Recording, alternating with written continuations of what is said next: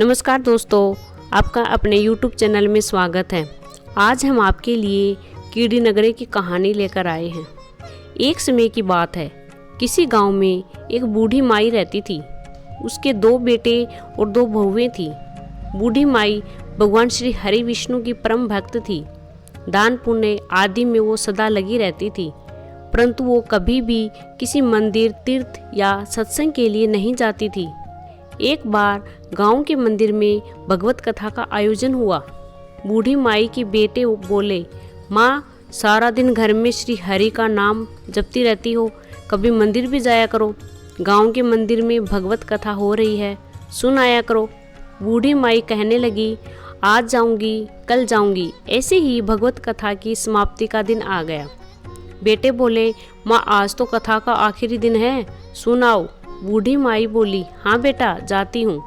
जाते जाते बूढ़ी माई ने इतनी देर कर दी कि अंतिम दिन की कथा भी समाप्त हो गई। जब बूढ़ी माई घर से निकली तब भगवान श्री हरि विष्णु बूढ़े ब्राह्मण का रूप लेकर आए और पूछने लगे, बूढ़ी माई, कहाँ जा रही हो? बूढ़ी माई बोली, भगवत कथा में जा रही हूँ। तब भगवान बोले, कथा तो समाप्त हो गई, अब वहाँ जाकर क्या करोगी? तब वह बोली, घर से निकल ही गई हूँ तो वहाँ जाकर आती हूँ। भगवान बोले, वहाँ से क्या लाओगी? बूढ़ी माई बोली, कुछ नहीं मिला तो पंडाल से कुछ ईंटें ही ले आऊँगी। भगवान बोले, वहाँ से तुम मिट्टी की ईंट लाओगी। लो, मैं तुम्हें सोने की ईंट देता हूँ, इसे अपने घर ले जाओ। बूढ़ी माई ने ईंट ले ली और घर की ओर चल पड़ी। वह रास्ते में सोचने लगी, यदि मैं यह ईंट घर पर ले गई तो बहू बेटे आपस में लड़ेंगे, इसे मैं घर के बाहर आंगन में दबा देती हूँ। ऐसा सोचकर बूढ़ी माई ने ईंट घर के आंगन में दबा दी। अब बूढ़ी माई का सारा ध्यान ईंट पर लगा रहता था। हर समय वो उसी स्थान पर बैठी रहती जहाँ वो ईंट दबी थी। बेटे पूछते, माँ, तुम यहाँ क्या कर रही हो? यहाँ क्यों बैठी रहती हो? तो वह कहती, बेटा, ऐसे ही बैठ जाती हूँ, आते जातों को देखती रहती हूँ। कुछ समय बाद बूढ़ी माई की मृत्यु हो गई। यमराज बूढ़ी माई को यमलोक ले गए। धर्मराज जी ने बूढ़ी माई को कुत्ते की योनि में डाल दिया।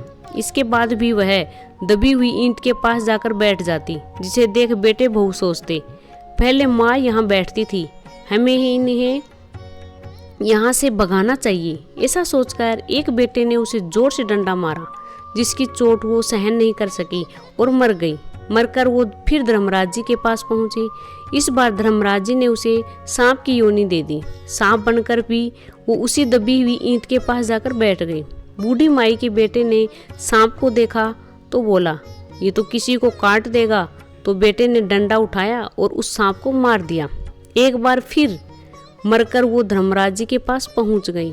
धर्मराज जी ने इस बार उसे कीड़ी नगर के रूप में वहीं स्थापित कर दिया जहां वो ईंट दबी हुई थी।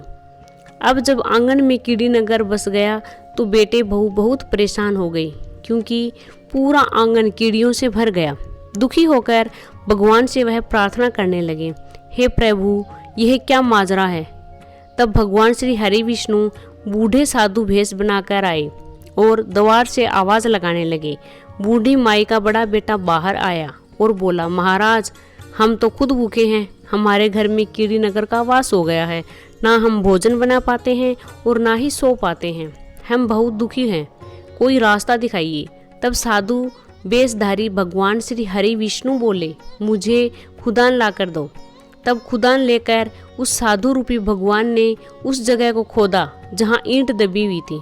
ईंट निकालकर साधु रूपधारी श्री हरि विष्णु ने ईंट के 3 टुकड़े किए और दोनों बेटों को एक एक टुकड़ा दे दिया और बोले, अब तुम अपनी माँ के नाम से जो तीसरा टुकड़ा था उस टुकड़े को बेचकर जो धन मिले उसे अपनी माँ के निमित्त दान पुण्य करो और कीड़ी नगर पर आटा और शक्कर डालो।